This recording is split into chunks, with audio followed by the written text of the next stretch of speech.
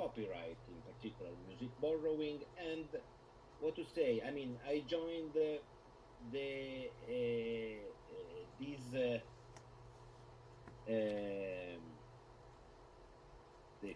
copyright. I mean, since the very beginning, it was 2011 when I first joined it, right? I remember, and ever since I've been, here with Kwaku, commenting on different aspects of black music, including the way the record industry works, the role of producers, the role of publishers. We have organized several nice events together, and I hope this will be one of them. Indeed. Thank you very much. So on that note, I will jump up to Dr. Laura Thompson, who's in the room. Please give just an introduction at this moment in time. Hello. First of all, I like your beard. It looks fine. It shows something that we women can't do. It's brilliant. I think it's brilliant.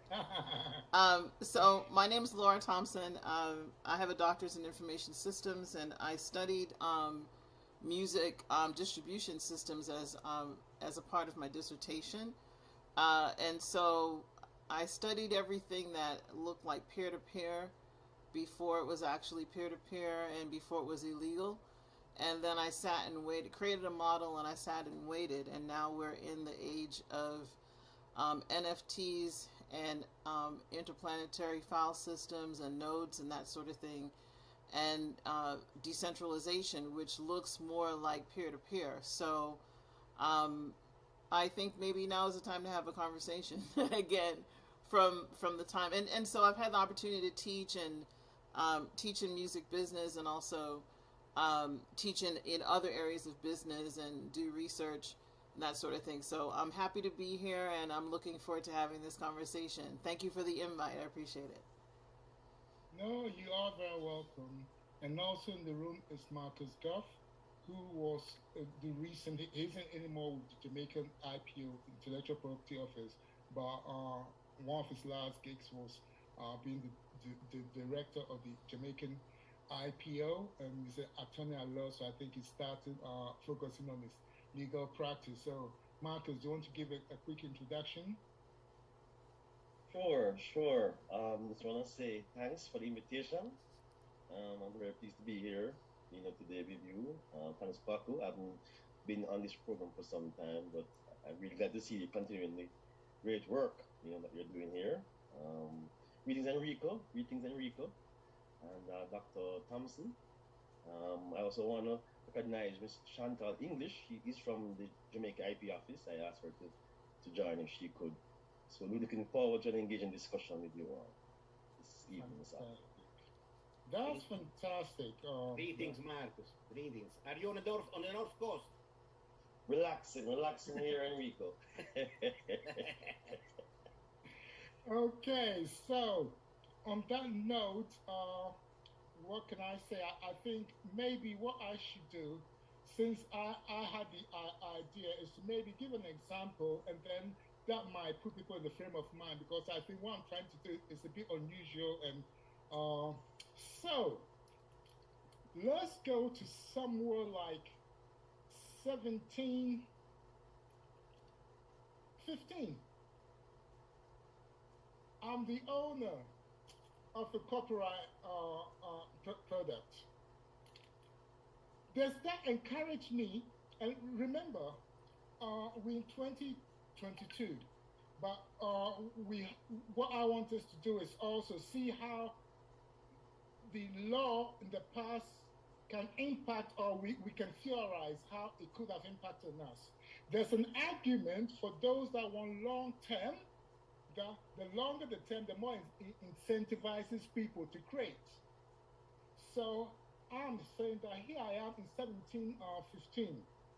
We just had the Statute of Anne Act in 1710 that gives me copyright for 14 years.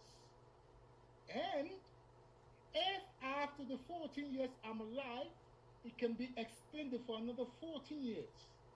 So that means if I die within the 14 years of it, so that would be, I think, up to 1725. 25, I think 1725, it will be in public domain. So, does that encourage me as a creator to keep creating? Since I've only got 14 years, I best 28 years. I want us to maybe comment on that using 21st century eyes. But you can go from anywhere. I'm going to pick on Rico because he seems to be too relaxed. So, Rico, did you hear the question? And how do you think you would like to respond to such a situation if you're in, no, look, using 21st century eyes to look at a situation in the early 18th century? Well, what I can say is that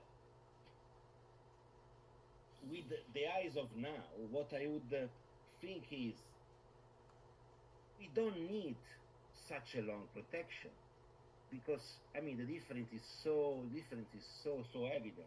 Just a few years of protection, and the what I immediately think is that broadening, widening, extending the protection of copyrighted works is not serving the very purpose copyright was born in 1910, right? So I would think those terms and conditions and those regulations in the early 18th century as a period where there was intensive creativity, and however this creativity or the fruits of this creativity were also picked up by publishers, basically, right? So what I know from reading the literature and was that even if copyright was formally assigned to authors, right, for a very short period of time, they remained without ownership because the way the industry was structured at that time was that the authors needed to anyway transfer the rights over their manuscripts to the publishers. There was no way they could exploit, they could sell their books without the publishers, right? And therefore it was kind of Pyrrhic victory because they have always been since that very moment instruments in the hands of publishers. And the situation has not changed so much, I would say, because the publishers have kept their power. Okay, but I think I disagree if you were and say Pyrrhic victory, because I think there were some authors that probably were in a position to publish their books. Milton and stuff like that were rich authors, so if they wanted to publish their stuff, they had the option. To me, it could have been very easy for the Statue of to put the power in the stationer's hand because it was the stationers who were really petitioning for the Copyright Act. And for some reason, they put in the hands of the author. So I think that was quite radical. But anyway, Marcos, you seem to be looking tentatively. So I'd like to have any response. Sure.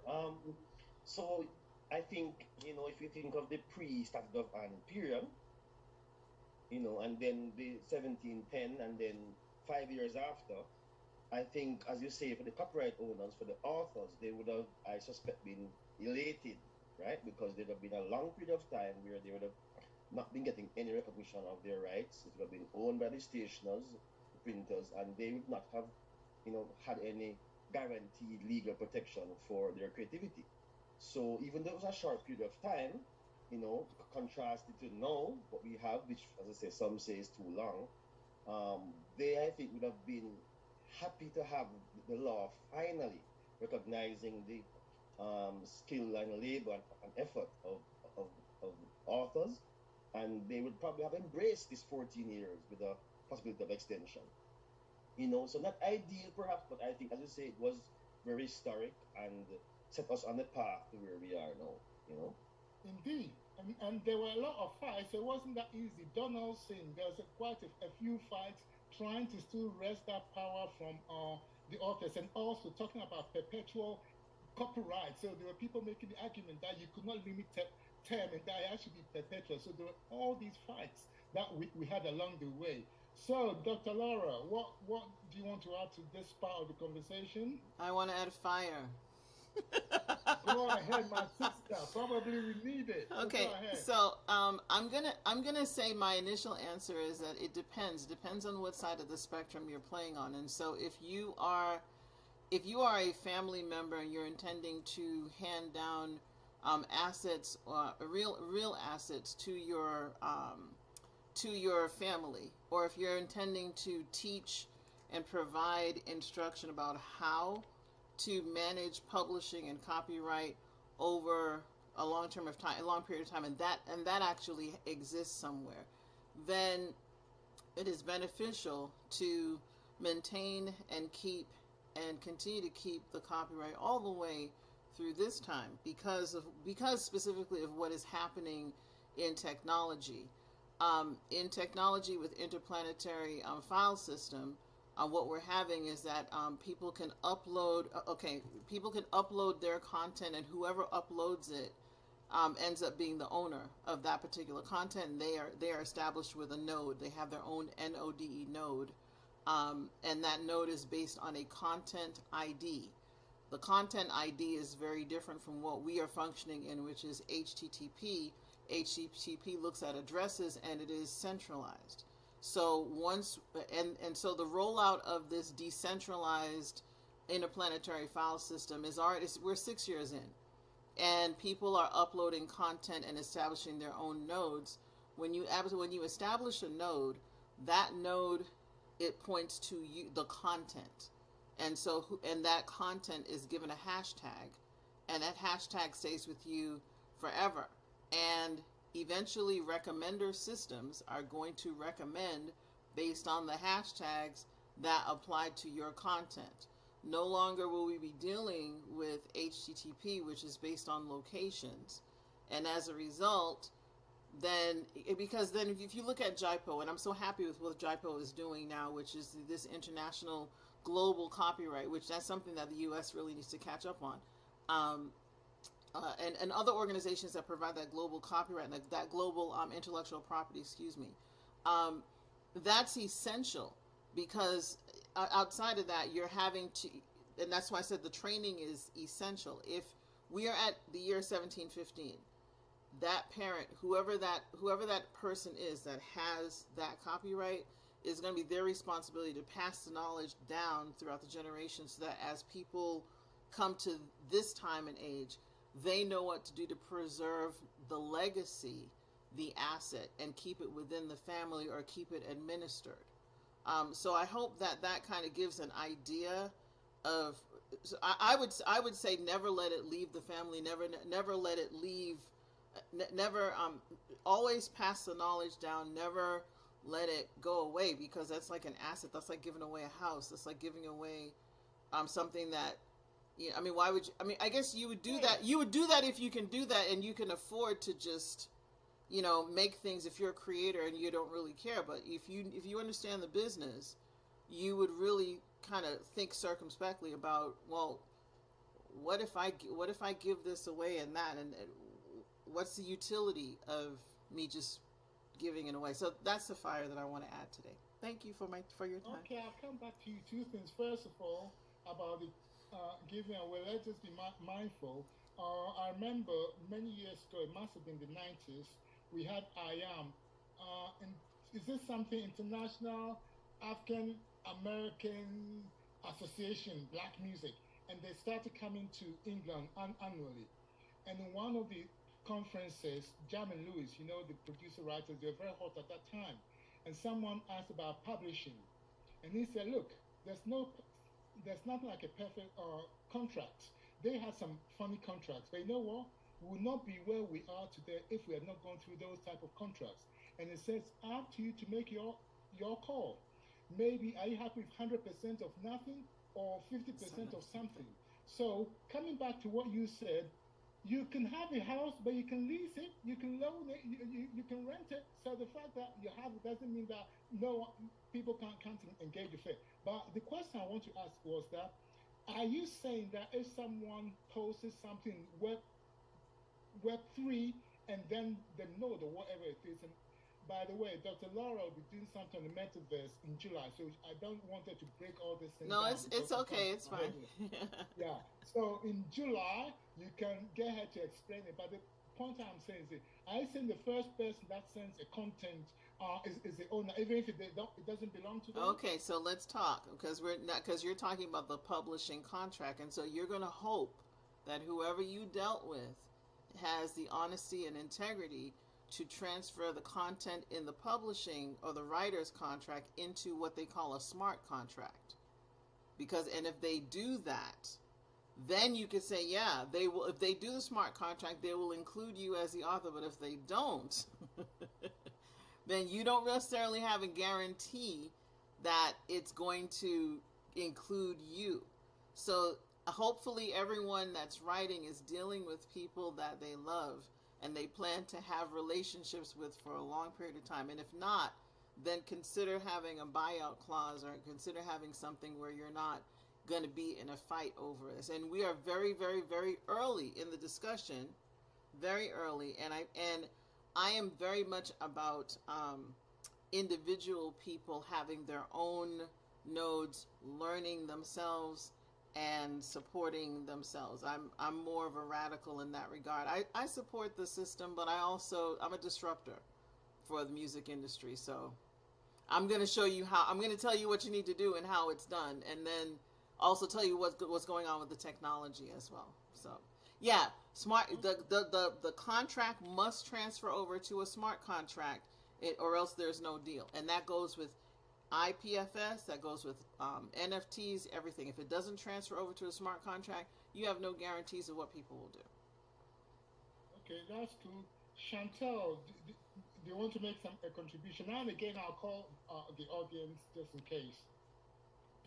But there's no obligation to make a contribution. It's just that I'm trying to facilitate a conversation. And Joan, I've sent a direct message. I'm just trying to see if you're the person I'm thinking you are. I could be absolutely wrong, but just in case you are, do respond to the direct message, Joan. Paco, Yes. may I just ask you, Laura, a quick question? Absolutely, it's a conversation. Go ahead. I'm very interested in NFTs and especially for visual artists, right? Right. And I mean, in the field of graffiti, street art, there are many visual artists, not only the famous ones, but also the lesser known, who tokenize, right?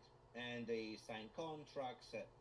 Is the same the world of music for musicians or songwriters or performers? My guess is that it's less pronounced there rather than in the field of visual art, where there are also these platforms which help a lot, no, putting together artists. I'm just curious, let's say. When you say it's less pronounced, what is it? What exactly are you in?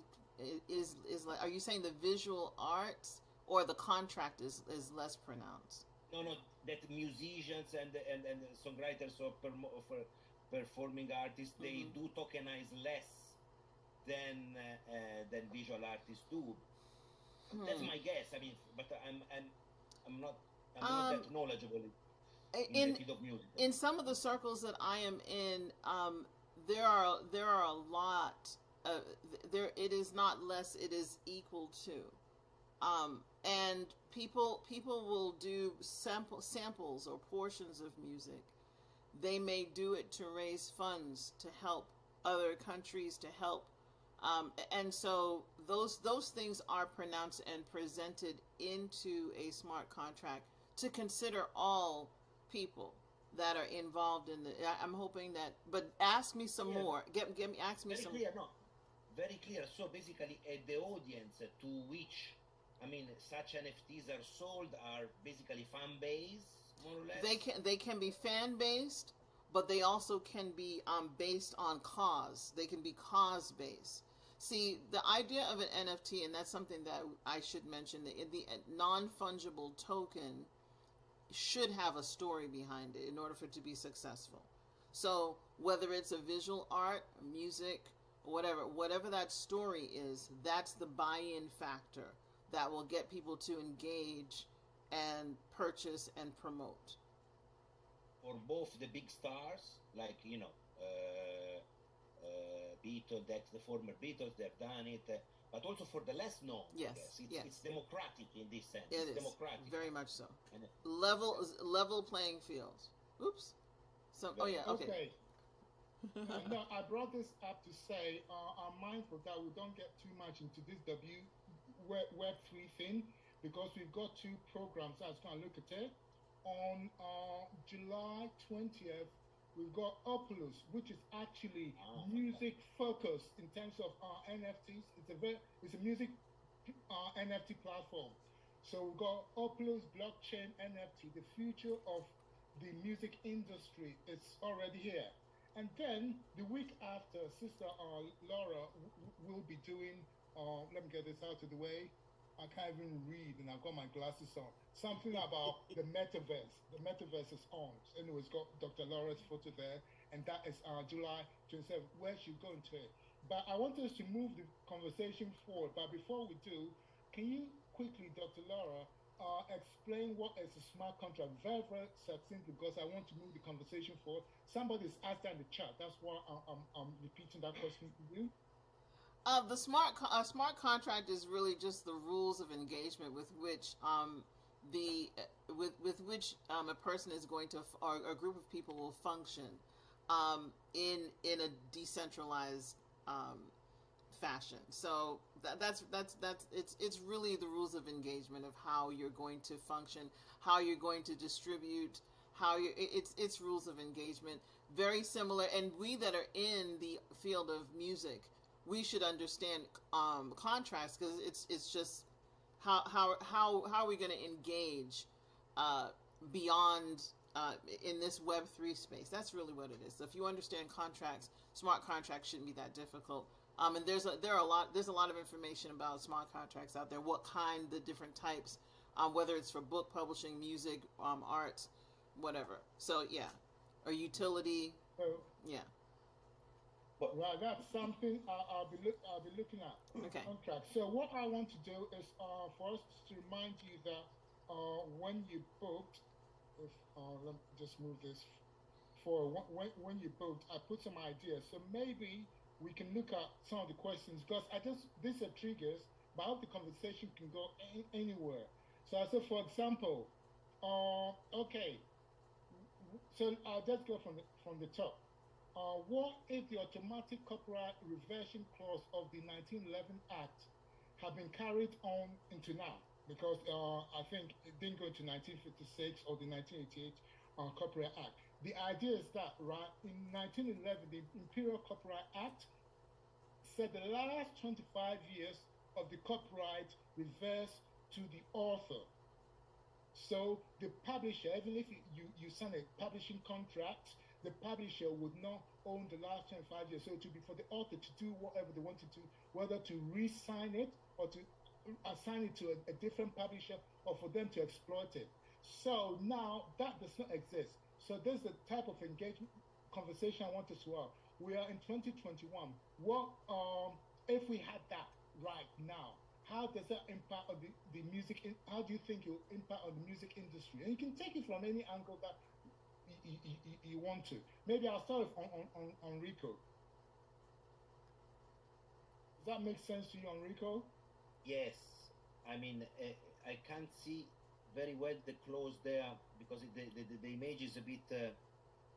Yeah, it got blurry. Oh, there, it's sorry. better. It's better Sorry, now. right now, I'm all over the place. So let me Here it is. stop share. Let me stop share. No, I just went online to get one of the ideas that I was speaking to. So I just repeat. I'm saying the 1911 Copyright Act. So like I said, I'm only focused on UK Copyright Act.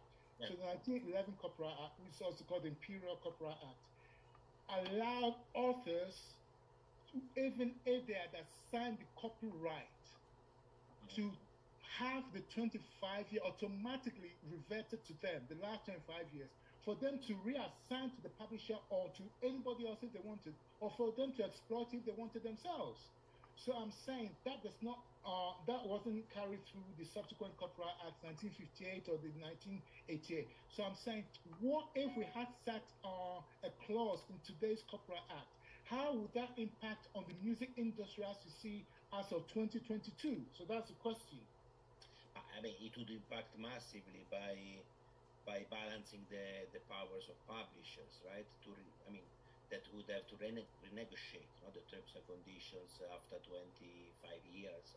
I think it would be more democratic, and it would not, in my opinion, impact very much on the business of publishers, because 25 years you can plan strategies, you can recoup, you can contact anyway good business. I think it would be towards, I mean, restating something similar would be rebalancing the positions, the unbalanced positions within the industry. Especially Right. Sorry to carry, and that's the whole point of it being there. And I'm not sure, Laura, if you're aware, but obviously that also happens in America. Certainly, the recordings, they 35. were supposed to get after 35 years, and 35, that yeah. is a problem that it's come to bite the music industry, and we're still in the process. I'm not quite sure how they're dealing with it.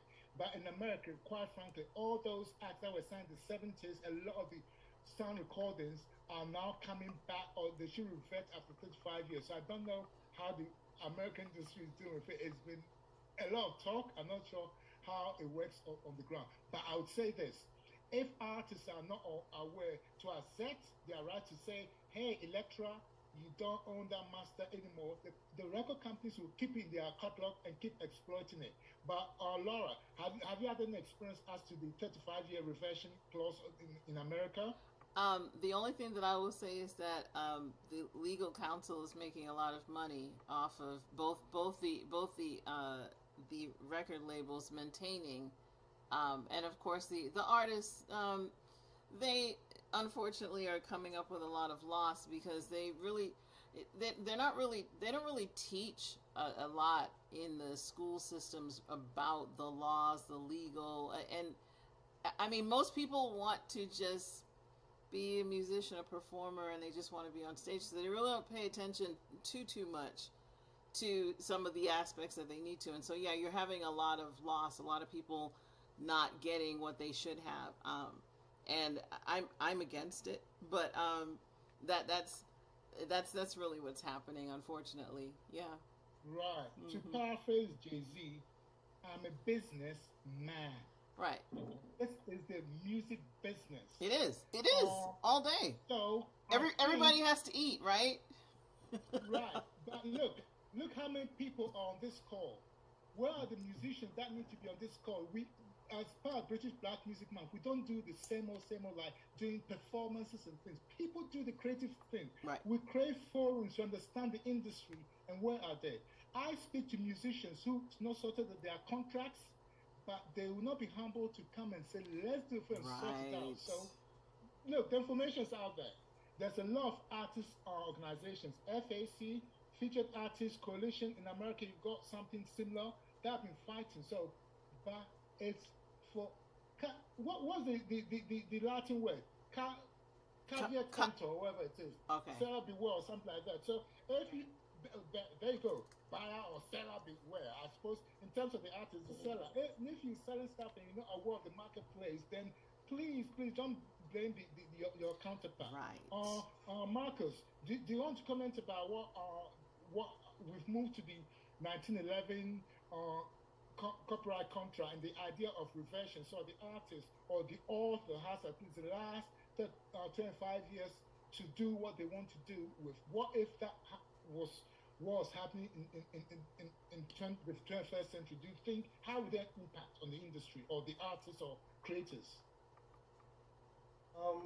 I think it's a great clause. I think it's a great clause. I think it's a shame it wasn't included in more modern legislation.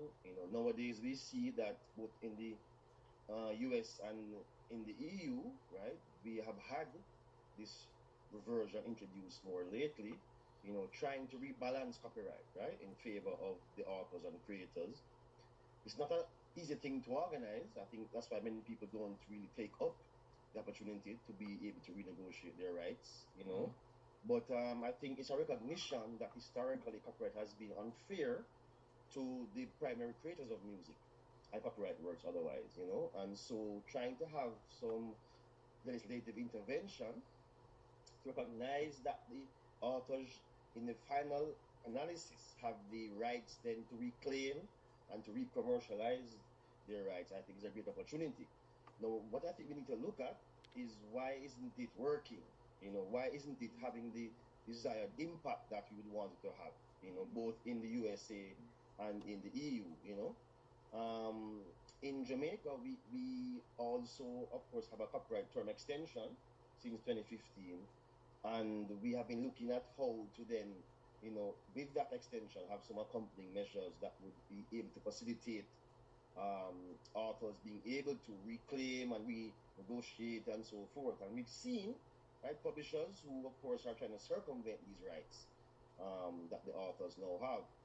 So I wanted to ask Laura, actually, why you don't support it, I already said that you are a disruptive in copyright, and so I see this as one of those disruptive areas that is focused on empowering performers, and of course, as we know, black performers have particularly been disadvantaged in copyright historically. So why wouldn't you support it, or how could you see we can make sure performers are able to eat more food out of their creativity? Okay, so let me make sure I understand. What are you saying I'm not supporting? I thought I heard you say you weren't supporting the right to reversion, the right to have the rights revert to the author in the final 25 years, or any at all. I thought that's what you were saying. Maybe No. Maybe I'm not. No, I'm more not in support of, I guess, labels and legal counsel taking the right of performers. And so, for example, if a label already owns a catalog, and I've seen this, where a person passes away or something like that, there isn't much effort to reach out to maybe the co-author or anything like that to continue the relationship. They kind of just take the entire catalog and they move it on. And so, unless if that performer really understands the business and understands how to go after, and also has the money, the legal funds, or whether they have the legal funds or not, to go after the label to get that, then, and so that's what I mean. That's the part that I'm not supportive of labels taking advantage in this way. I hope I'm a little bit more clear, because I understand. Yeah. So, would it take a lot to the reversal? Yeah, and there's a lot of this is what if scenarios, and so, but the reality is that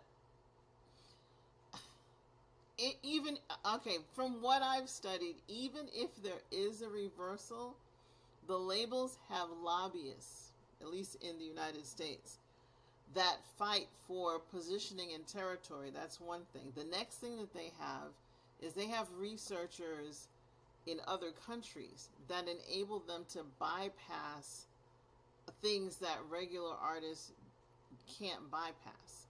So as a result, music becomes a service and not a product. Music as a service it's a part of your. Every time I pick up the mug, the music comes on and somebody's getting a royalty, and it's not the artist that gets it. That's music as a service. You see that? So that's what I'm saying. And the artist is cut out of that completely. And this is why, even as it relates to social media and the amount of plays that music spins on social media, artists aren't really getting much of that anyways.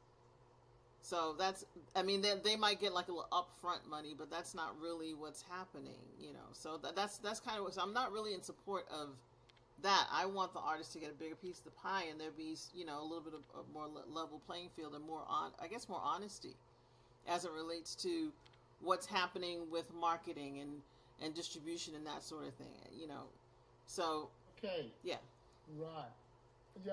I have to say that in the past, the artists or creative community have been a bit weak. But certainly now we've got groups in the UK. We've got FAC, which is the Featured Artists Coalition. There's something similar in America, and I know they go to Washington and they do lobby on the behalf of their members. So they may not have the lobbying power of the industry, i.e., the record companies, but they certainly do punch quite a bit. So, but anyway, I'm glad Marcus asked that question because I thought of it for a moment and I should have asked for clarification. So at least Marcus has given an opportunity to clarify. I noticed Chantel said she dropped her, but she's come back. So Chantel, have you had anything? There's a conversation, as I said, that you want to respond to in any way. If so, please unmute yourself and contribute. Go ahead. Okay, thank you. I know initially you were asking about 1710. I'm talking about status of and whilst I was commenting, I realized that I got booked off. Okay. So right, so I was in agreement with the points raised by the other panelists in terms of recognizing the value of IP, not just for artistic works, dramatic works, but also looking at literary works, which include lyrics and so forth, and the protection. So I believe that the whole continuity, the extension from just the 14 years back in 1710 and the further additional 14 years that we could get, which would have been a maximum of 28 years. I believe that we have done justice in terms of making the time period longer, and also for the continuity and also the value of intellectual property similar to real property and recognizing that value. Now, onto the other discourse conversation that is going on now, I am certainly in agreement, especially with the point that Dr. Love just raised as it relates to there really must be a balance, and creators are to be rewarded for the works that they have done and recognized for their hard work. So those are my two words. Okay, fair enough. Contribution. Fair enough. I'll say in 1715, I wasn't looking forward to any longer copyright term. I was glad that at least the law had given me power over my creative works, and that I could go to a publisher I want and strike the deal that I could get. I want to throw a couple of things in the works that has come out of Chantel's contribution. First of all, can we say that in 1715, the only copyright work was the written work, books. So we didn't have modern inventions such as records and stuff. But even music was not covered. A whole raft of things that we take for granted today were not covered. It only covered the literary work. Public performances of music, for example, came in 1842 and stuff like that. So that's the first thing. But secondly, there is this argument against long term. People like Professor Lessig and others have for in fact, during the American copyright situation, trying to extend copyright by 20 years. They call it the Mickey Mouse copyright extension. Now, people like Lessig were fighting against it. And let us go back to the basics of copyright. There's an argument that says that copyright is contract between the community and the business. So we're giving you a limited time to exploit it, and then it should come back from where it came from, society, which is the public domain. So there is a counter argument that long copyright is not necessarily a good thing. So let's be mindful about that. The long copyright is not necessarily a good thing. That's why I started with us having a short copyright term like 14 years to 28 years. So I've thrown that in there. I'm quite happy for someone to take the conversation elsewhere. If not, I'll go back to the Eventbrite and see what I put on there, and maybe that can be the next point of conversation. But I'm mindful that we want this to flow. So you can't take it anywhere at all, as long as we were speaking to some part of the Copyright Act, no matter which period. So I have a comment question. So are we assuming that the copyright is just the author that's or are we assuming that these copyrights are a co-situation between the author and the publisher? Like the initial copyright. Go ahead. No, are you talking specifically about the start? Because I started off with a question framed around the statute of Anne. That's why I said 1715. So are you talking about that period? Are you talking about copyright in general? Yeah, like if yeah, like in general, and Well, well, if it's in general, the point I made was that to me the starting point of the copyright history is statute of Anne only because the copyright resided with the author, the author, and that comes from a history of the business they used to be called stationers because in those days all you had were publishers, book publishers, and mhm. they were fighting to own it, and so they were fighting to have a law. But But the law turned out not to give the copyright to them directly, mhm. but to the author. So that means they had to negotiate it with the author. So that I hope answers your question. If it does, then I'm going to move on to the next thing that as Jesse we could look at. Uh, what if there's no copyright protection for musical compositions? And I just said that a moment ago that musical compositions only had copyright protection from the 1842 Act. So let's throw this out, and I'll start with Enrique again. We're in the music business, or most of us are. At least this is being done under the auspices of British Black Music. It's British Black Music Month. So what if in 2022 there was no copyright act that protected music? We're not going to say music would not exist because before the Copyright Act, there was music. And I'm very sure if copyright did not protect music, there'll still be music. But now let's look at it in relation to us knowing that there was an act which protected music from 1842. But what if that act did not exist and that there was no copyright protection for music? How would that impact on where we are now? No, I think it would impact negatively. I mean, I am still in favor of the double copyright protection for the composition and then the recording. It depends on how large is the scope of rights that we give. That's the point. I think that both composers and recording artists they should be protected. So I don't think it would be a positive development to abolish, let's say, copyright over the song composition, right?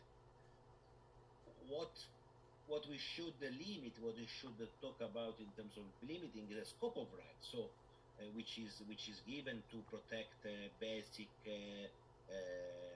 and unprotectable elements of composition, right?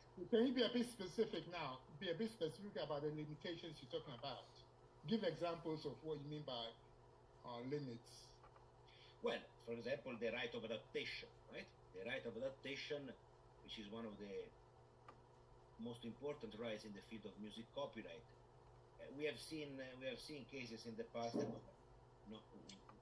where such a right has been interpreted extensively, in order to prevent others from merely adapting a composition, right? So that's the real problem. I mean, abolishing the copyright over the song composition would not serve the interest of creativity, music creativity, in my opinion. Okay. Before I throw it out there, can I just make the point that music was being made before the Copyright Act came? So I'll argue that music would have been made even if there was no protection. But Marcus, what's your take on the idea of copyright from? Sorry, Quaco. Yeah. There is also a book of a few years ago, the Lunney, Copyright Excesses, which has demonstrated empirically that by analyzing data, business data of music creation after the Second World War until our times, that basically is a correlation between strong protection and less creativity. By strong protection, do you mean longer term? Is that what Yes, you mean? longer term and therefore less creativity. It has been, demonstrated Okay. by it, and which should make us reflect, right? A too protective copyright protection of both song recordings and the composition clearly go against creativity. I mean, many academics and also practitioners are aware of that. This does not mean that we should abolish copyright.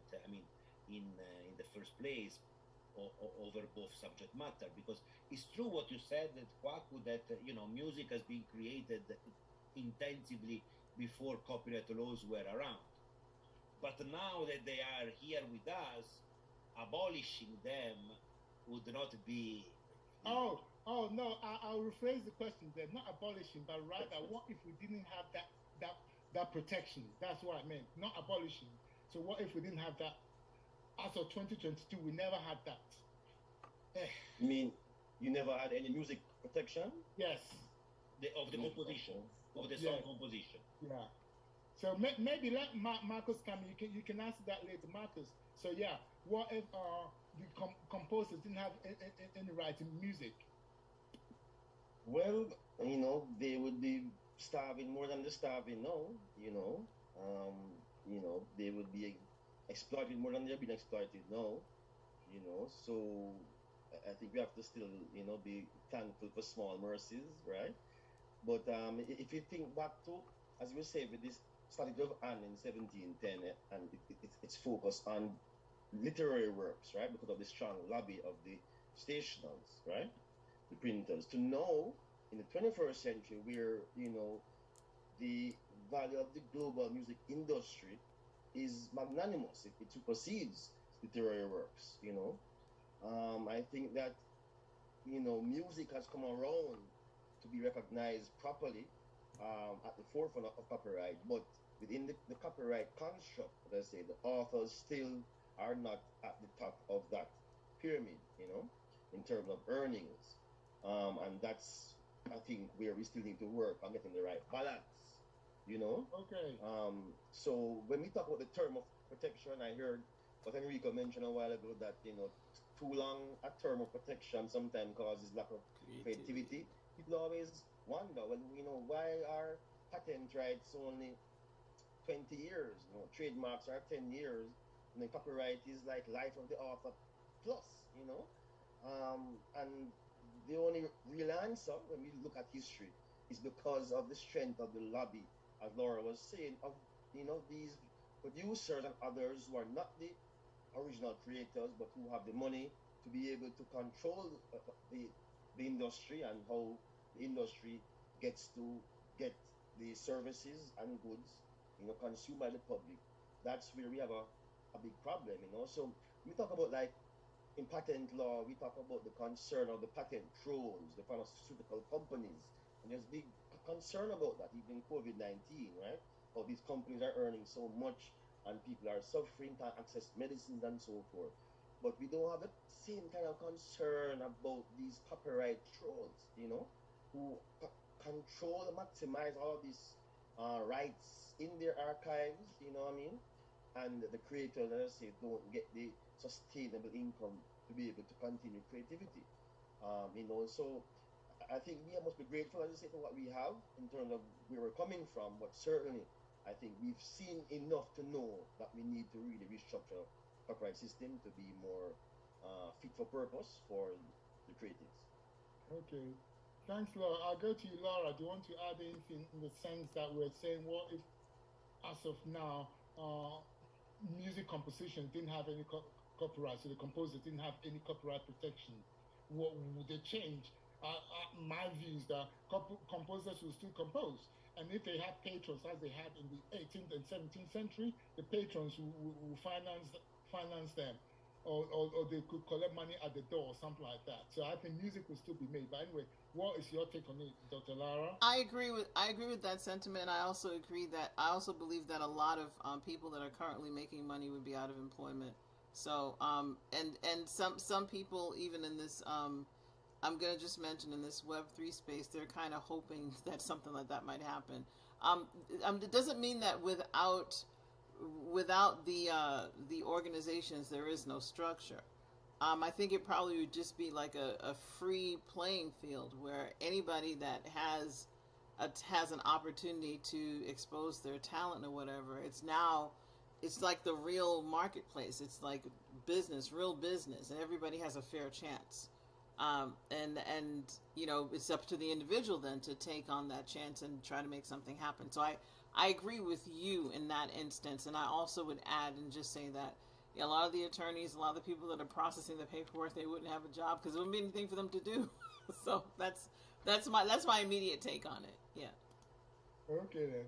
Cool. I think maybe it might be fair to open this up to the audience. So, does anyone have any comment to add to where we are at the moment? I'm mindful that if we can open the conversation to those in the audience now, that's also valid. So, I'm not, unfortunately, the names are not familiar to me, so I can't really pick on anyone. I was very curious. Uncle, Yes, are you talking about people who are listening? yes. Okay. There is an issue now about copyrights, and people don't quite understand copyrights.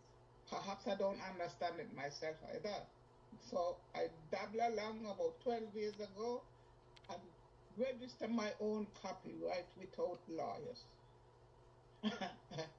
And I've been during the registration process. You have a warning coming up if you tell warning that if, let's say, if I'm doing something illegal, that I've been breaking the law. And I went my registration process that went on. I, and when they was warning me, I thought to myself, who the hell are these people? What make them think that I can't read and write? So now I tell people I can't read and write, but I managed to live. And what I don't want to ramble up time, but all people, black people, need to understand that you don't have to understand what copyright is what I know and you know. Full stop. And I tell you, Okay. But Alcina, let me come back to you on that. This particular forum was not meant to break down what copyright meant. So it was never meant to be a seminar to explain copyright. The assumption was that we understood it and we want to talk more to the history and how that impacts the music business. But I want to clarify a couple of things. I know you're a go-getter, so you obviously go and do what you have to do, whether in the field of politics and stuff. So I know a bit of your background. Can I say, first of all, of course, I don't say black, I say African people, if I mean African people. But this is not limited to African people, it's limited to creative people of any race. Creative people generally don't understand not just copyright, but the business. They're interested in creating. That is why they have people like managers to take out the business side. So I'll say, Sister Encino, the subject of copyright that is intricate and very confusing. It's not just confusing people of African heritage, it's confusing to people of any racial heritage. Um, but having said that, let me clarify something again. In the UK, people sometimes confuse copyright with other things. You have to register when you do designs, when you do a trademark, when you do patents. That's a different thing. But in the UK, you do not have to register copyright. I'm hoping I'm not going to end up doing a copyright of 1.1. You don't have to register copyright. You create copyright once it's original, you haven't copied anyone, you put in a fixed form, blah, blah, blah, blah, blah. So I'll just put that out there and leave it there because I really don't think we want to do a copyright. We've got other programs. I think we've got other programs in British Black Music that will talk about that. So you should come to the one we do Musicians Union. I think that will break it down a bit. So to cut a long story short, you probably talk about what we call another part of intellectual property. It could have been a trademark which you had to register yourself. It could be a patent which you had to register yourself. But in terms of copyright, you don't have to. But yes, there are some private entities that say they are registering in quotes your stuff. All they are is just a repository for your work. So if something happens and you want to go to court, they can vouch that on 2nd February 1985, yes, Elsina registered this work with us. So that just gives proof as to when that work was in existence. Having said that, there's anyone from the audience as well, but it's still a good point because it's made me speak to a couple of things, Sister Elsina. So does anyone in the audience want to pick up on something else? I wanted to applaud Elsina for going through the process and trying to figure out how to fill in the application herself so that she could obtain this, and that's usually the first step. At least she has interest, and I have an itch for people that, I mean, I'm literally itching like allergic to people that don't even have an interest to find out how to protect the thing they created. And I'm going to put myself on mute at that point. No, no, yeah, It you just make a makes good me point. itch. I happen to know Sister Alcina. She's into politics and stuff, and she does go and get the forms and do as much as she can herself, whether it's the That's it. EU and blah blah blah blah. So, does anyone else in the audience want to respond to anything? As is a conversation, you may want to take it from what we've thus far discussed. And I want to point to John McCormack. Are you the person involved with urban development or UD? Your last name sounds familiar, but I'm not sure if that person is also called John. But there's a lady that started a project in East London helping particularly young people get into the business and understand the business. So they do a lot of workshops and stuff like we're doing now. So I was just wondering if that's the same person that started it. But okay, so maybe I'll jump to one of the other points I put up for possible discussion. Okay, so I think we've talked about this, but I'll be specific. What if sound recording had a term of just 50 years? The reason why I'm putting this out there is that in the last few years, the UK and the EU have increased the term of sound recordings to 70 years. It used to be 50 years. Indeed, people are not aware, but in America, it's actually 95 years. And I think in Mexico, they probably have not sound recordings, but their copyright term is life plus 100 years. So, in terms of the 70 years, it's fairly recent. So, in fact, a number of books will speak to term of sound recording being 50 years. So, I'm asking the question, what do we think about us having right now the term of sound recording is 70 years.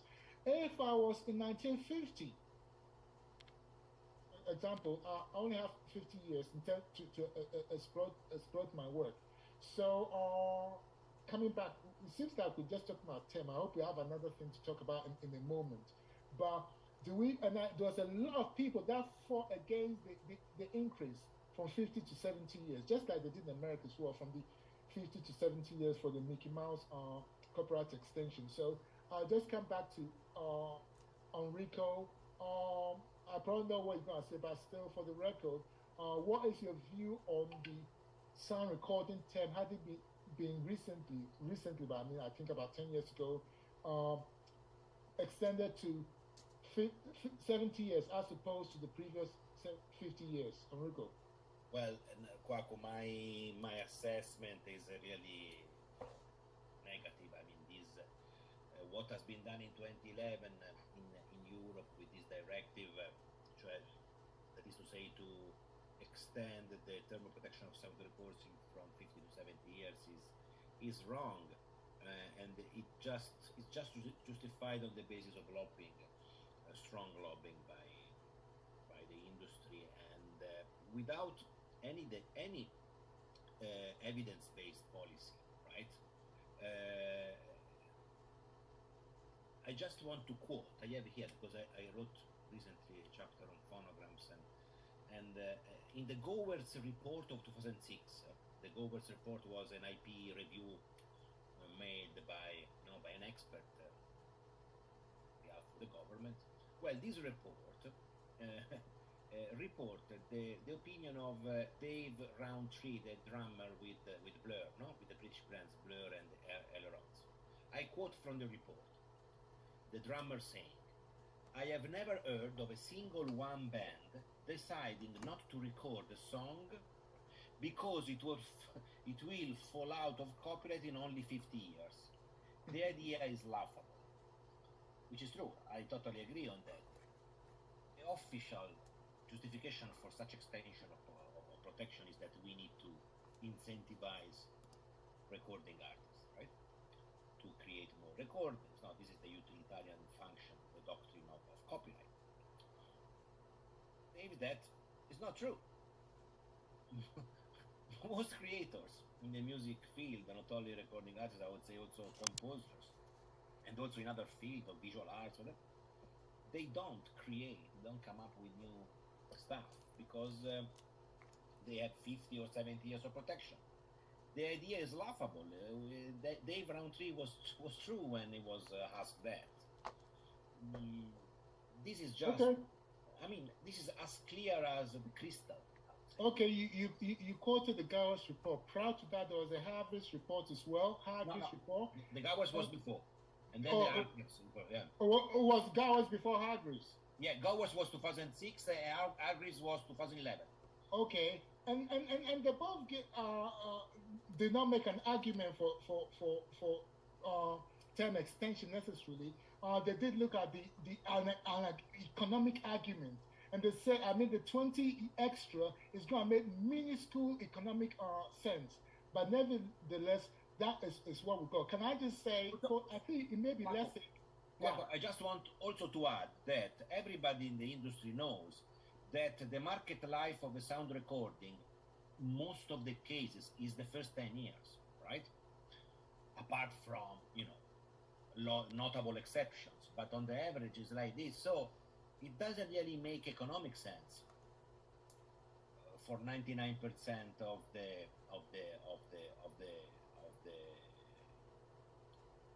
records out there. Of course, maybe Marcus, the Coxon family, the Sonia Pottinger, they don't like this position, of course, because they want to charge royalties for additional 20, 30 years, right? And well, yeah, I was I just kind of going to say that, I mean, so right now in Jamaican music, there's a big discussion about where is it gone? What has happened to our good Jamaican music, because what's been produced nowadays by the younger artists, people are saying is not so audible and has lost its moral compass, and we want to go back to the good old 90s and 80s and 70s music, and so you have a lot of parties nowadays. I mean, since COVID has been lifted, where people are keeping only 90s parties, only 90s music they're playing, or you have all these, they only want to hear some ska and some rocksteady and some Bob Marley and some Studio One. And so I'm saying, why shouldn't they be able to continue to earn if there's continuing demand for their copyright works? It looks. By the way, it looks can like. I just Sorry, Marco. It looks like more wording a monopolistic rant to me, rather. I love Cox. I love these big producers, and I really accept the idea that their children or the people who now there must, also take advantage. There is a limit. I mean, so I understand them. How long? Can I just come in? Marcus, can you confirm, is this term of copyright protection for sound recordings in Jamaica 50 years? No, it's more. So our law was amended in 2015. So the producers have life plus 90. That's just Chantal, yes. No, not for a recording. The recording wouldn't have life plus. So Right. recording 95 years. 95. Right. Right. So you've From gone the being American way then. From You've gone the creation. American way. Yeah. Yes. Okay, because I'm okay. You've gone. Okay, I see. Okay. So there you go. On Rico, they've got 95 years to explore the sound recordings. Right. Again, we had a big debate here. Is that too long? Why we're going so far? Why we're going past the EU and going toward the US? And so we're not saying that is perfect or that is how it should be, But again, the lobby prevailed. Right. Can I just throw something in the works? During the discussions about the extension in the UK, I think it was the Music Managers Forum, obviously the representative organizations for managers, and maybe those in the creative section of the music industry, I think put forward the idea. There's one, use it or lose it, but more importantly, they were saying that if you're going to extend it, that 20 years should be for the artists to control and be remunerated, considering that record contracts as it is have the time they've not recouped, so they're not making any money. So that's an idea, but I don't know how in practice that's happened.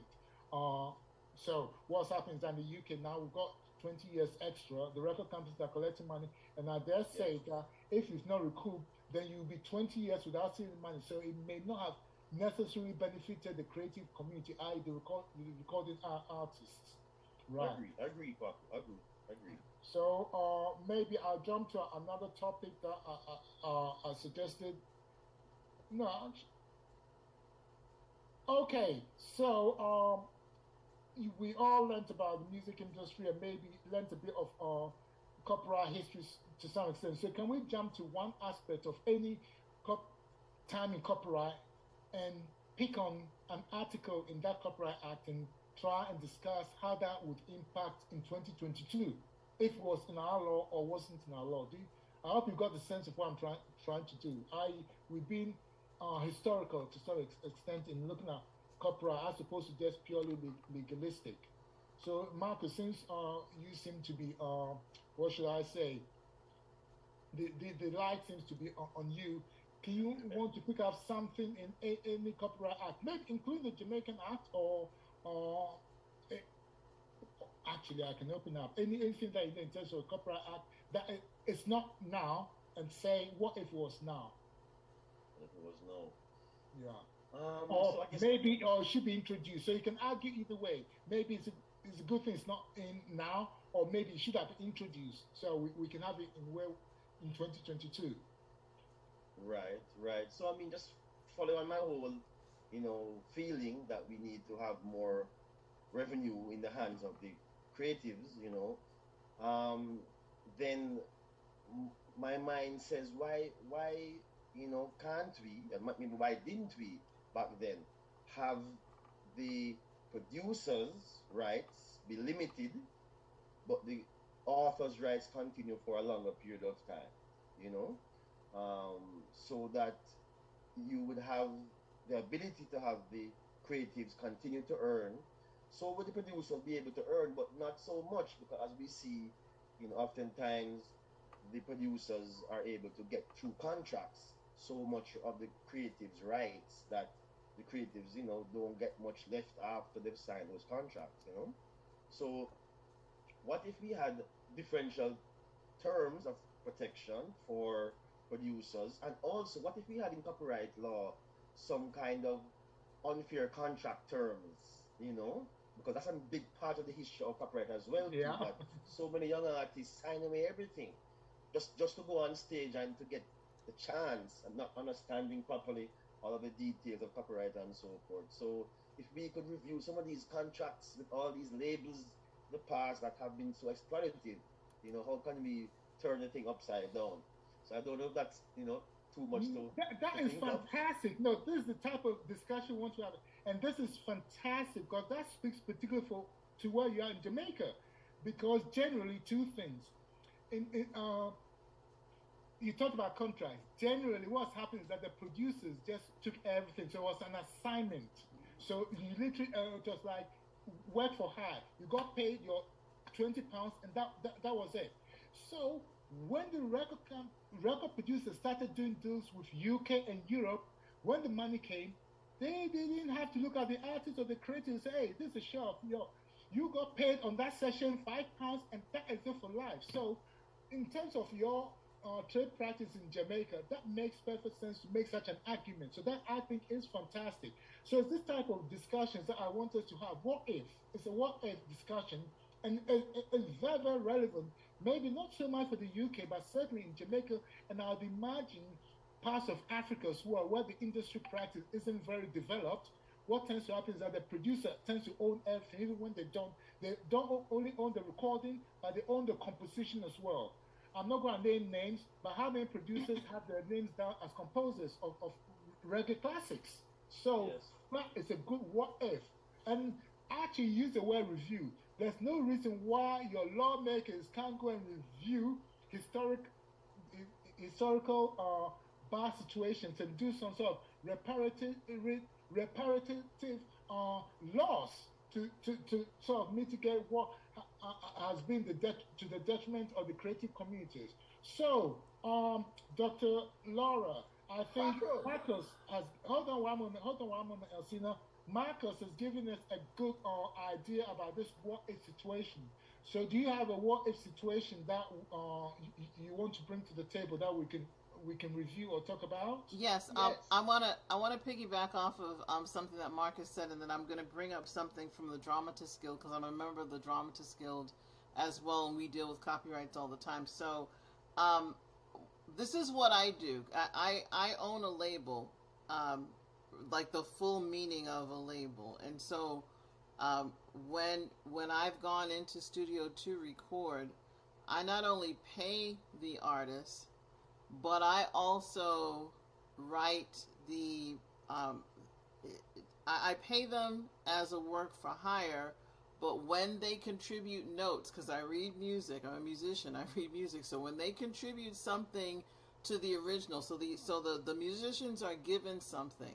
And I'm going to give you a typical example. There's a tune called Leo's Taps that won a couple. It was in a couple of film festivals in 2020. I'm the original author of Leo's Taps, but I have included musicians that added to the original. So I presented some sheet music, and the people that played the sheet music, it's a jazz tune. It's called Leo's Taps. It's out there. The people that did it exactly as, okay, that's work for hire. The people that added to the narrative of what was already there, what we call improvision, they not only got paid for the work that they did, but where royalties are coming in, they're supposed to get royalties for that. And so the royalty system has to be set up so that they can continuously get paid. And that actually means that they themselves have to have a business that enables them to receive the financial stream once I set up everything that they're supposed to get. So I just wanted to say that to add to what Marcus said, because what I'm doing is not really done. Most times you do the work, you go into the studio, you get the work for hire, that's it. And some people, they're fine. They're gig musicians. They just want to do the producers, the engineers, they want their engineering credit. They're done with it. Once they get their money, they're like, okay. So, but you have to... Now, before you go, Go ahead. hold on, before you go to the next point, I'll just throw two things in. I'll make a comment and ask you a question. There is a big hit by, Walk on the Wild Side, Lou Reed, a rock musician, and he recorded in London. Walk on the Wild Side is his only big hit. It's driven by a bass line. He did not write that bass line. But the credit as a writer is Lou Reed. So Lou Reed is making money every day from that song. And the bass line that drives the song was written by, I think, Herb Flowers, a British session musician. So my question to you before we move on to the next point is this an ex gratia payment, or are you co-crediting them as writers? So are they co-writers credits, or are you just giving this money as an ex gratia payment because they've added to the composition? Okay, so this is what I mean. I mean, they have a fee that they charge for going into the studio, so they're getting that particular but that's fee. As musicians. No, that's as as musicians, right? No, let's leave that aside. Okay. We're talking about the composition side. So as a writer, so my copyright has certain ones as writers where That's they fine. wrote That's the question on. I'm asking. Okay. Yeah, so you're adding them as co-writers. Yeah. That's the point. Okay, Yeah. go to your next Okay, point. so now, please. but the next point really piggybacks off of this, because in the Dramatists Guild, we have some of the same ideas, and this might set some ants on fire. I'm reading from an article that the Dramatists Guild has, and it's based on something written by John Wildman in December 1999, and the title of that article is "No Copyrights for Directors." So I'm reading one sentence. Allowing ownership of ideas rather than the specific expression of those ideas would completely stifle meaningful creativity. I'll read the sentence again. Allowing ownership of ideas rather than the specific expression of those ideas would completely stifle meaningful creativity. That's a statement that he has made. And that's something that is being argued on any platform right this second, whether it's a person acting, whether a person singing, whether it's somebody that took an idea from you, Kwaku, and they decided to do the logo, the expression of your logo, and then all of a sudden now you're an NFT. And I go back to the NFT because it's a big discussion. I won't go there, but it's there. This discussion is like fire right this second, because a lot of artists are seeing their worth go beyond the thing that you paid them for, and all of a sudden they're like, man, I'm not getting any more money, and I should be getting more. I should claim. I should sue. And so these are the things. Go ahead. All right. What you've done is that, and that's a conversation. You can't be prescriptive about it. So we go into the territory of contracts, and I will break it down in a moment. I think Sister Asilians put some stuff in the chats. I think registration, I'm not sure if you're talking about PRS registration. I think for a publisher, I think it's about £400 or so. So I've seen £400 in there. That is not copywriting, but that is registering to be a member of a collection society. I suspect that is what you're talking about, Sister Elsina. But coming back to what Dr. Lara has just spoken about, this is something that you have to understand contracts. Who owns copyright? If you got a website and you get someone to design it, or even a logo, if you've not sought out the copyright, the contract to assign the copyright to you, you can use that logo, but you don't own the copyright. So now that we're moving to this new world of NFTs, the designer who's an independent creator can NFT that logo. Because the copyright resides in him. Let me break that down one more time. There's a lot of things that we use and we think we own, but technically we don't own. We've got the right to use it, but that doesn't mean we own it. So let me give you an example. I've got a design on my website. The website creator has created my website. If by contract he has not assigned that design, I can go, my website can legally use it by all means. But he, as the owner of the copyright, can go and do a t-shirt with that image on there. There's nothing I can do about it because he owns the copyright. Copyright ownership is important. Don't assume because it's on your website or because you pay. Payment is no guarantee of ownership. Payment does not mean you've got ownership. Let's get that clear. Until you got a piece of paper, often assignments is best written. Unlike licensing, an assignment should be in writing. So if that designer is not written in writing, that blah blah, that is it.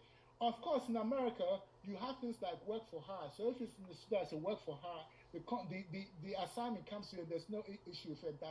That's how a lot of people play in America. This is a work for hire. That presupposes that the assignment belongs to whoever has hired you, and that is it. So that is a good point, just for clarification.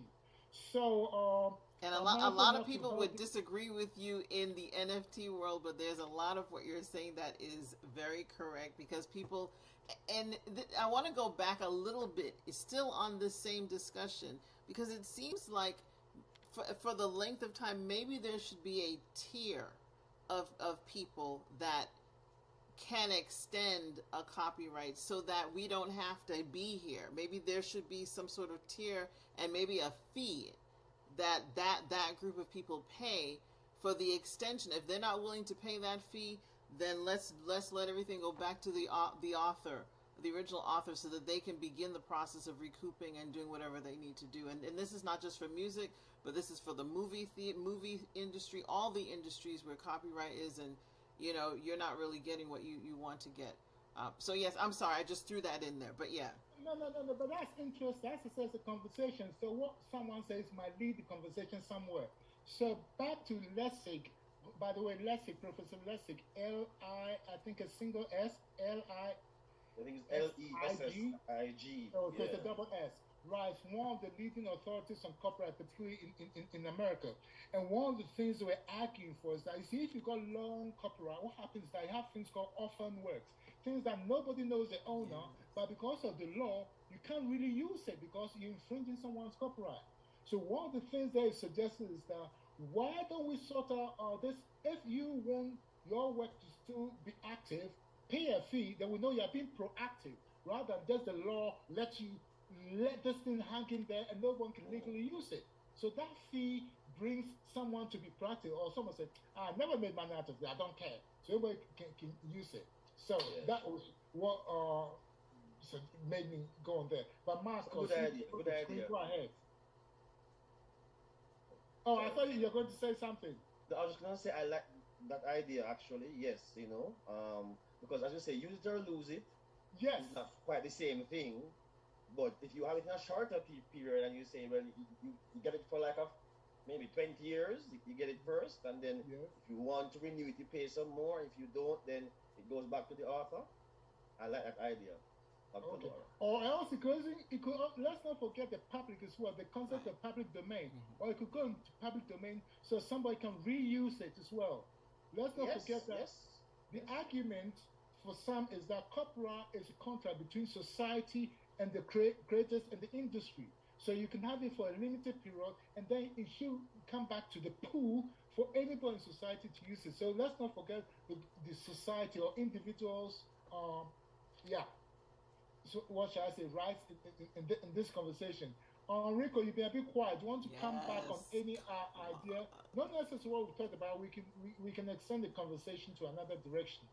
Is it Any idea what on? no anything to what I'm trying to say is that I wanted a conversation. It can go anywhere. So if you've got an idea to talk about, maybe that can be the next point of conversation. Okay, I provocatively introduced this topic.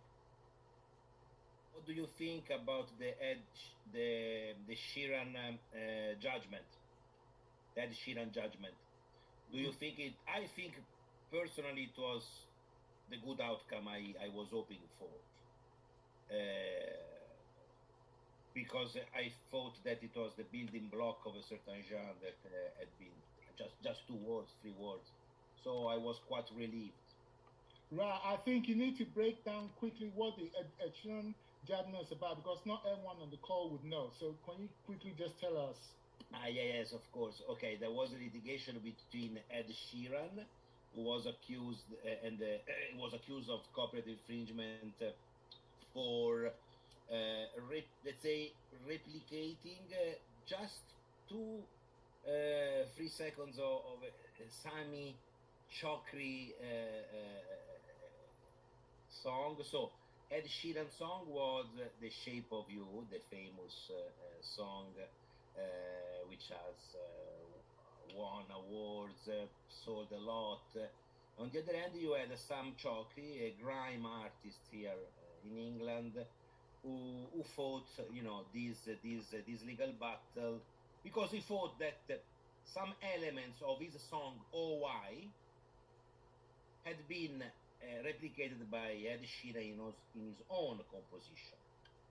It's just two words basically. "OY," I mean, just 2 words. So, and the melody of it. So, so what was the judgment? It was cleared.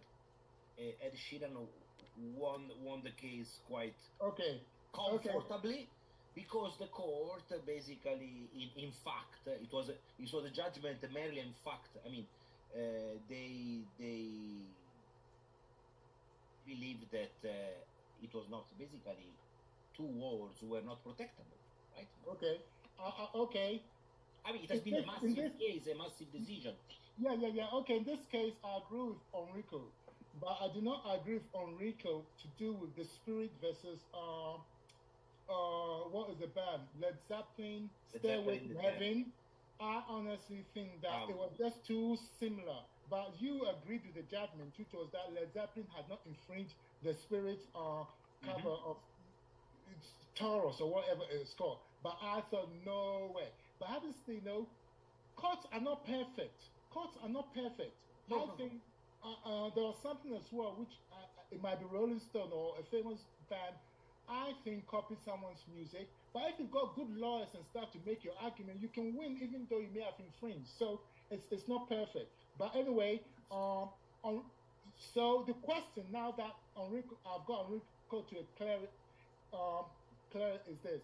He says, what do you think about the recent judgment where Ed Sheeran was cleared of copyright infringement?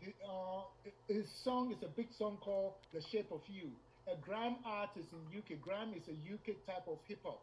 Our artist said that they had infringed stuff. But can I just say something? As a copyright person, you know that it's not the quantity, it's the quality. So whether it's 2 seconds or 3 seconds, it's neither here or there. whether it's substantial, it's indefinable, it's a qualitative rather than quantitative thing. So, Marcus, have you heard of this case? But even if you haven't heard of it, between Enrico and myself, we sort of explained the case. So, you're welcome to give an opinion. What do you think? Well, yes, I think sometimes with these type of copyright cases, it boils down to looking at the similarity, of the taking, as you say, not how much, but how similar is the quality of it. And it sometimes comes down to a subjective analysis by the judge or judges, as to whether it's copying or whether it's just merely taking the idea but in a similar but different form. So the judgment seems to suggest that the judges found that there were similarities but still differences that they felt were therefore not constituting an infringement. And so I think that that's how the copyright law works. That is not clear cut, which some people feel is frustrating, because we want to have these principles, and then they have to go to court for the court to then analyze and say, does it cross the line? Does it not cross the line? Where's the line? All of that. And of course, no one wants to really have to go to court to deal with these things. So I can't speak to the case specifically per se, but what I would say is that I think if we had more tribunals, that were accessible to the average artist, not only to the big artists who have, some money to pay lawyers and to be in court for years, but some sort of copyright tribunal that the average person can bring a claim before. They don't have to have a lawyer. They have it dealt with in a quick, efficient, and affordable way. That would probably be a good way to have these things resolved, in a more I think you've made a good case, and that's the whole point of this type of conversations. What you're speaking to is nothing new, because we do have the principles of small claims courts, where you don't need a lawyer to make a claim. So by all means, and indeed, when the IPO started, which the UK, the Intellectual Property Office, there was supposed to be such a court that made it easy to sort these things out. But I think you still have to have some serious money. So yes, you're actually suggesting something a bit different, a small man's court in which you can do these things. Laura, you don't necessarily have to speak to the a Sheeran case, except if you want to. But if you want to speak to a case in which maybe plagiarism or copyright issue that you know about, then you can bring it to conversation. Well, I had an opportunity to look at the case, and one thing that I will say briefly is it is hard to prove intent. It's very difficult to prove intent. And so depending on the industry that you're in, some artists will be honored that a piece of their work is carried on into the next, right? And others will not feel, will feel like something is owed to them. So for example, if we're talking classical music and people have pulled the influences, so there is intent and there's influence. So people go to school, they learn classical music so they can understand influence, and then from that classical music, if you're a composer, you can be influenced by that. And those that really understand music can say, oh yes, I can hear the influence of this person here, I can hear the influence of that person here, right? And that's a compliment. Whether you're doing music, whether you're painting, like I'm a surrealist, so when I paint, I like Dali. I like Dali, and there's some things that are not there that come out, right? So the influence, I'm not going to go ahead and look at a Dali painting and I'm going to paint the exact thing. I'm into the influence and why they did what they did. When I do music, I'll listen. I'll go back 20 years or so, and I will listen, and I'll become influential. I'm shifting from keyboard to saxophone. My father was a saxophonist. And so now all of a sudden I'm like, oh, hold on. When I remember how he played, I have to go back to the 50s. I have to listen to real saxophonists from the 50s so that I can get the influence and properly play like my dad. Now, influence, intent. How do we prove intent? And so okay, let's talk. Kwaki, do you have music that's out there? And if somebody, how would you feel if somebody you know. Yeah, well, I think it's the spirituality of the person. Some people are cool with it. Hmm. Some people think, yeah, yeah, that is cool. They pay homage to me. Some people say, where is the money? Show me the money. So Hmm. it depends on your politics. It depends on your politics, isn't it? Yeah. So it's hard to say, but it's much more difficult to improve intent.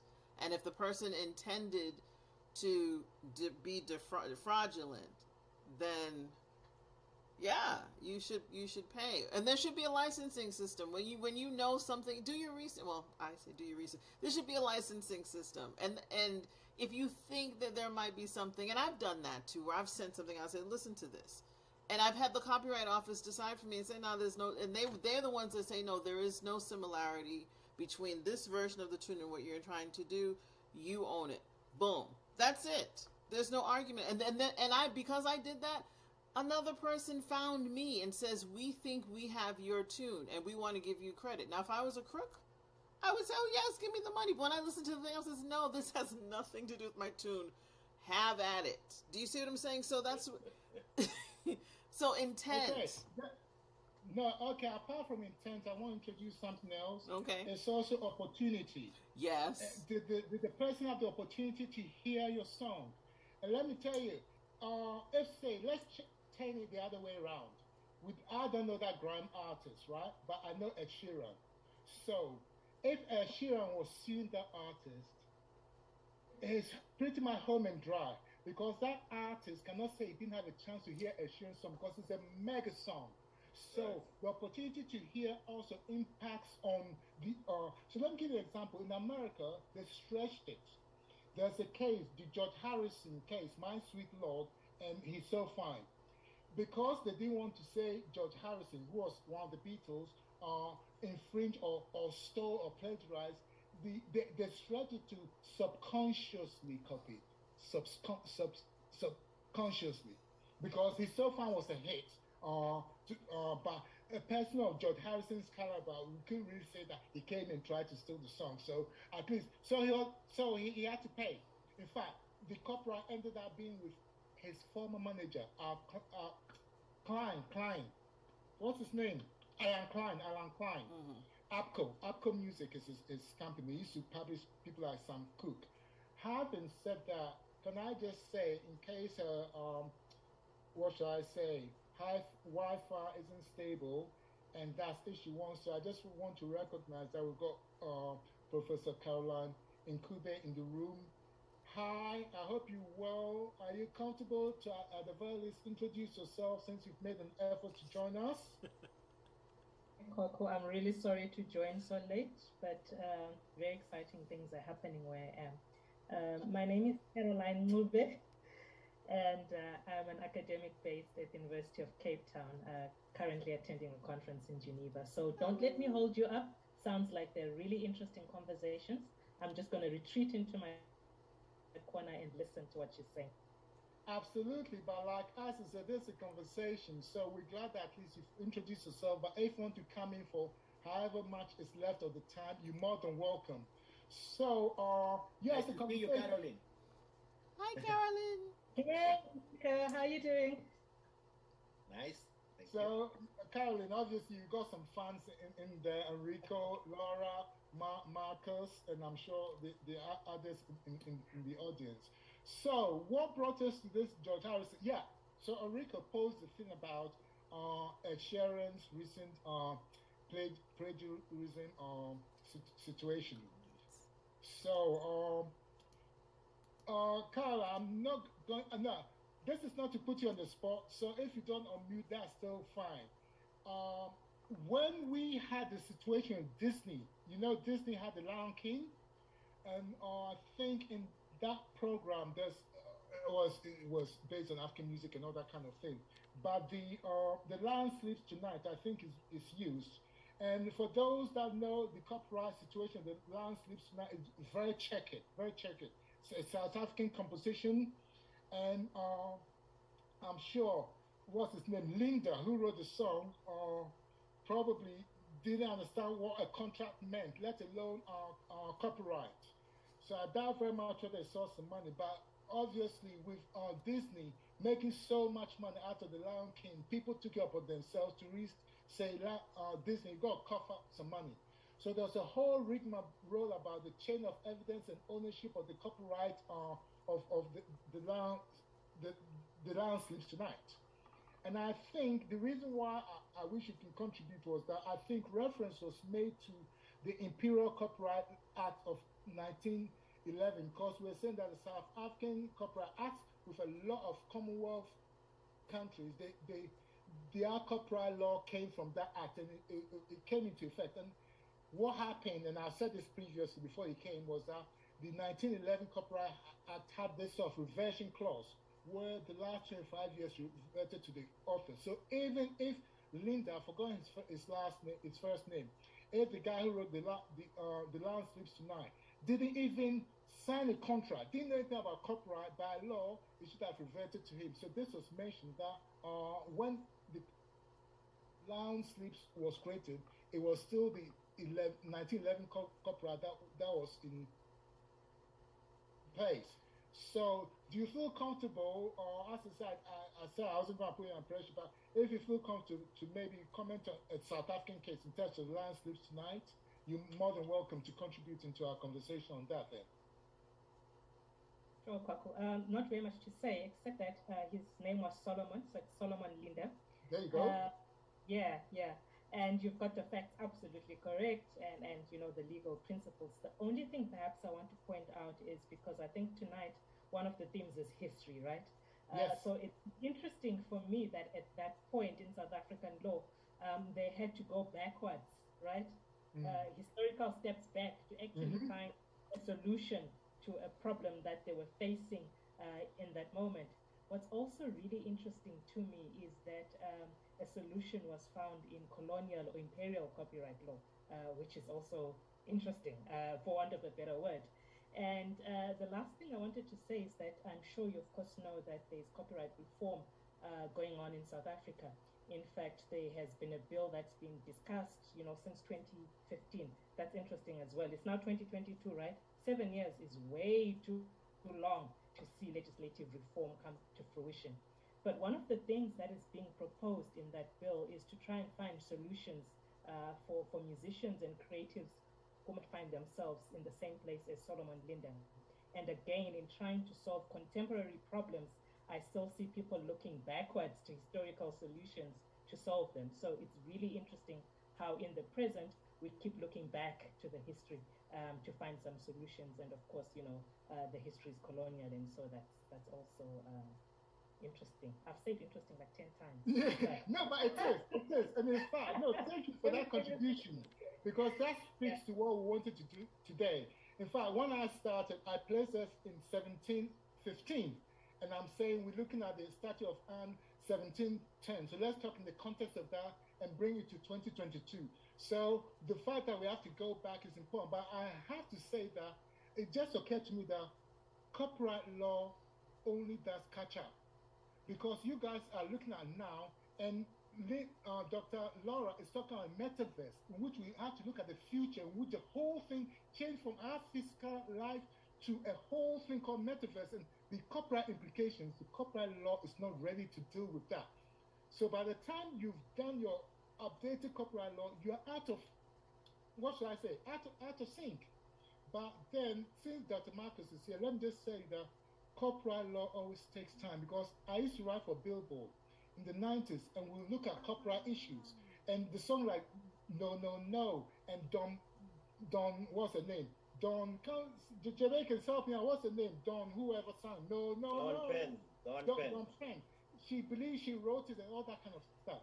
At that time, there was a copyright law that was supposed to be happening. Please tell me, what is your current copyright law? Because I can tell you that conversation started a decade or more. So it takes a long time for these copyright laws to really hit the statute books. So what's your copyright law? What year does it say? Is this 2015? Yes, that was the last amendment, 2015. There you go. And I can tell you that in the 90s, when I was writing for Billboard, we're talking about a copyright law, and it's taken this long, 2015, for that to come into place. So it takes a long time, and will always be catch up. No, but Professor Carla, I think that is a good story. And we also have to look at Africa. And so you're giving us at least a perspective of Africa and what's happening there. Obviously, Marcus has talked about Jamaica. We've got about 15 minutes to wrap up. Where should we take the conversation? I think, Doctor, since I've got Marcus on screen, no, you've done one. Let me go to Laura. Do you want to take the conversation somewhere? Marcus has done one. What's his name? Enrico has done one. Do you want to take the conversation somewhere, maybe to the future with the metaverse? Well, no, I won't go quite there yet, but there is something that Okay. that Professor Caroline mentioned, and this is really wonderful, and that I wanted to talk about with my dissertation study. Um, I had to leave the United States at towards the end of my study on globalization and its impact on music marketing and distribution. That's the title of this dissertation. I had to leave the United States, and I had to shift from the financial legal argument and shift to information systems and marketing from the standpoint of marketing and distributions. In order to finish this dissertation, I had to leave the United States and attend a conference in Leeds at Leeds University to only discover that the big businesses, the big all of the major labels at that time had researchers in other countries to determine how they can position their music product in the countries and bypass things like FCC and the other things that we normal people would have to deal with. And consequently, there were only three people like me in the conference, and two of them were either cleaning something or for feeding, and so I'm the other person. And it's like, how did you get in? I say, I'm a student. um, and and that was then, but I understood nodes then, and they weren't called nodes at that time. It was ways to position your product by bypassing the bureaucracy. And so a lot of what we've dealt with has been bureaucracy, and that is the thing that's taking time. Once I presented the study, my professor said to me, "What are you going to do next?" And I said, "I'm going to sleep." And I think I have been asleep until the actual technological nodes have now showed up to where we can reach people. And I'm not reach people in other places directly outside of bureaucracy, because the bureaucracy is so big now, they have no time to form the relationships that we are even forming now here. We can all upload, and this is where it goes into Web3 discussion. We can all upload things to interplanetary file system right now, and then we'll all be peers. And I have access to all of your networks where you are, and you have access to all of my networks. Where's the bureaucracy? The bureaucracy is in the smart contract that we're designing. Okay, and that's where this is going, and it's going there quickly, and it's happening in multiple industries. There are already music streaming services out there under IPFS, interplanetary file system, because our current system does not have the capacity. That's what we're dealing with, a capacity issue. What we have as HTTPS was never designed to, and you can look it up. It was never designed, it was never intended to take on the pressure that we're putting on these systems. And so it could never go to another planet, right? Nothing would ever go up there because it's too much. We're already having infrastructure challenges now. So I think we're in a very good place. And these conversations are the beginning not only of the smart contract, that they're the beginning of the DAOs, the decentralized autonomous organizations. It's the beginning of all of that the beginning of the rules of how we conduct ourselves in the future. Absolutely. And that will cause us to go back, like Professor Carolyn says. We need to go back, because somewhere in between back and now is bureaucracy. And we've been just dealing with bureaucracy. There's not much creativity. It's just bureaucracy and back and forth. And so, I mean, that's the only thing that I would say. I hope I didn't ramble on too much, but I would love to hear your point about your ideas about that. Yeah. I think I said too much. Oh, well, she's giving us a future that's now, and I think that's to me, that's why, can I just say, if you don't mind, not so much plugging, but we've got two programs. One looking at NFTs, blockchain, blah blah blah, and Dr. Laura will be doing something looking at the metaverse because it's under the radar of most people, but that future is actually now. People, right, are getting serious money for, and they don't have to be superstars in the music business for pre-release before the record comes out. They've more than recouped into six-figure sums, and I'm not talking about superstars. Superstars get signed, and there's some not superstars. Let's say reasonably a reasonable level artist can get signed, and they're not seeing six-figure sums. Certainly after recoupment. So the NFTs and stuff is something that musicians should really be on top of. It's not just musicians, because Laura will tell you how someone has got, I think, a B&B business, and they can make it into an NFS, FT, yeah.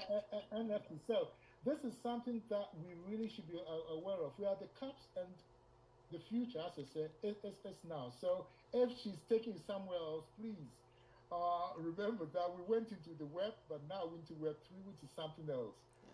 Can I just, as a personal note, say I wore those virtual goggles for the first time last week. Which My one? nephew brought me one. The Oculus? Which one? I don't know what it's called. Oh, okay. But was it heavy? Was it heavy on your head? No, it was quite light. Okay.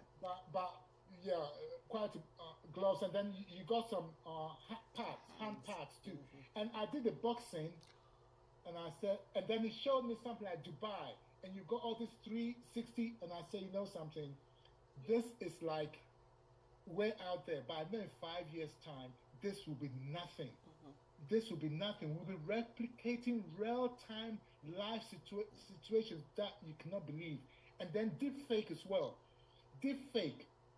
How are you to prove that this guy, Enrico, says he wrote this song or whatever, and we can have his face saying that and signing a contract? So how are you going to say that this contract hasn't been signed by Enrico? Right.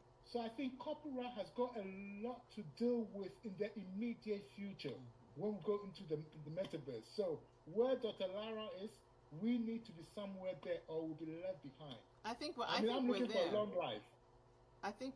No, if it's not on our radar, till I saw you do that Zoom call, the metaverse was not really on my radar. Even though I had these guys called, what are they called, Opulus, to do a session for us, and that's why I'm doing the sessions. People have got to be on top of this. It's not just for musicians; it's for anyone that has got content that can be monetized in this new world. So we've got 10 minutes, actually it's 5 minutes to wrap up. So maybe it's been a good conversation. Someone has just joined us. I forgot who just joined, but for whoever just joined us as well, you're more than welcome. We need to wrap up. Maybe we can have one topic and then we can have a wrap up with everyone, just saying, a quick half a minute wrap up. So again, Enrico, do you want to take us somewhere in terms of what we started? Do you want to take us somewhere for a minute or two? Yes, I mean, it's been a nice discussion starting from 1709, 1710 until NFTs. I mean, we have seen how far copyright needs to go to catch up with technology, right? So, if there is a lesson we can learn, is that technology goes faster than legislation. Yeah. Absolutely.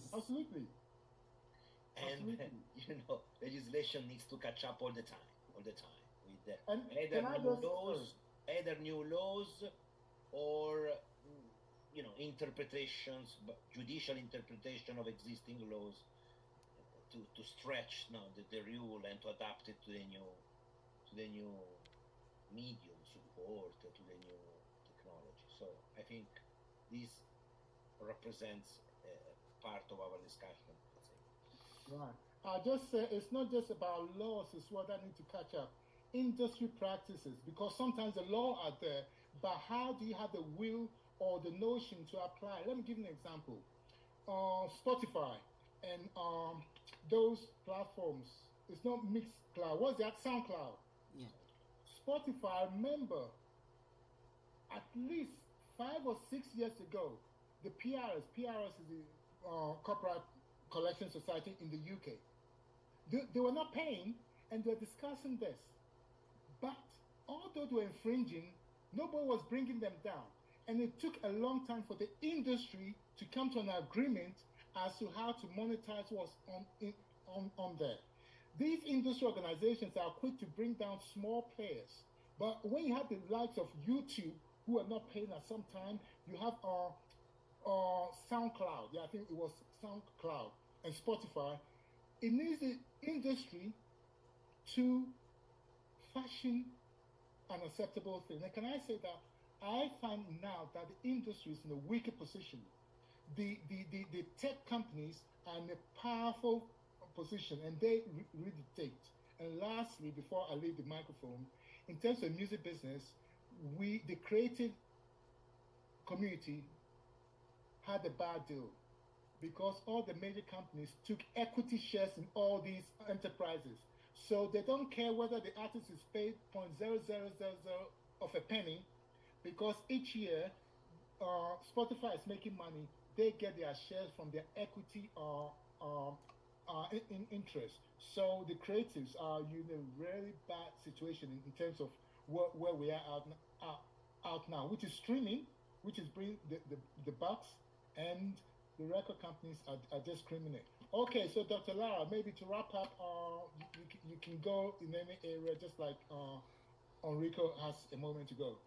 Oh, the I wanted to just provide just some clarity. It was a woman in South Africa who had an Airbnb, and she was just wondering how she could monetize her Airbnb. The Airbnb was a relaxation place for creatives, and so she was trying to figure out how she could posit that into the future. And I says, I'm a part of the Dramatists Guild, and there is a book that has places of relaxation for people so that they can go to and write and create. And so people, if she creates an NFT, she can maybe make 300 NFTs, and those 300 NFTs are bookings that people can purchase, and they can actually purchase an NFT, and that enables them to be at her place in South Africa.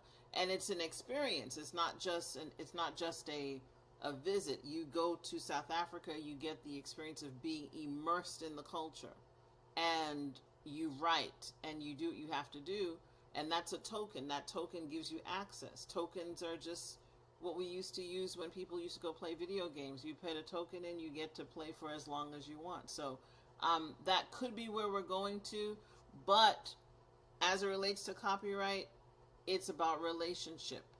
And NFTs are about relationships as well. So maintaining and fostering those relationships and those nodes is going to be the thing that continues to make creatives authentic. Or else we will have a bunch of people acting like they are Dr. Marcus.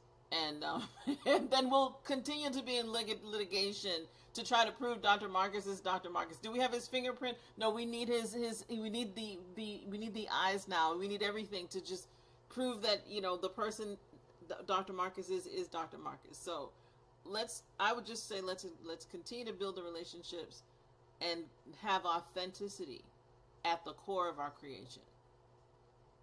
Okay. Before Dr. Marcus comes in, I want to jump off a comment you made previously in terms of going to the conference at Leeds. Yeah, I mean, the big techs and the big companies, it's about, actually, you do know that the techs are more powerful than governments right now. Yes, so if governments decide to enact some laws and they lobby against it and it still goes through, they have a way of jump, so they can either jump, go on the sides, or go underneath it. They got a whole lot of lobbies. But one of the things, and fun enough, I've been mentioning Professor Leslie quite a bit today. One of the things he was looking at is that even when people do not have the copyright, they can still control it. And if you look at technology, there are these locks. So let's say something is in public domain. Technically, everybody will have access to it. But if I digitize and put it on there, the only way, and I put a pay wall or whatever, you don't have that free access, which in theory we should have for public domain products. So these technological companies or what should I say, business people can use technology to circumvent the spirit or the letter of the law. Right. Dr. Marcus. You are in disruption now. You're in disruption. You are a disruptor. Yes. Okay. Dr. Marcus, what do you want to leave us with? Well, just to add on the same point, about disrupting, I think that looking at the 1710 to where we are now, and the whole copyright regime, and construct, it wasn't ours, right? It wasn't our construct. And so in looking at Black British Music Month and so forth, I think we need to think outside of the box, to see how we can ensure that some of these structures that we are used to working within and that we recognize don't always suit our interests. We can see how we can refashion them through lobbying, having more of a black lobby towards copyright, towards IP rights, that we can have more of our interests taken into account in the restructuring going forward. I didn't say this earlier, but I think in terms of even copyright too, we have to look at it from a perspective of also a reparatory framework where black people are concerned as well, and so I would love for, again, more forums like these to bring persons together so we can actually have these discussions. That we have a lobby as well. We have persons in the industry who are world famous, large and small, north and south, and so we can do more for our people together if we work together toward those objectives. Oh my goodness. I'll tell you something.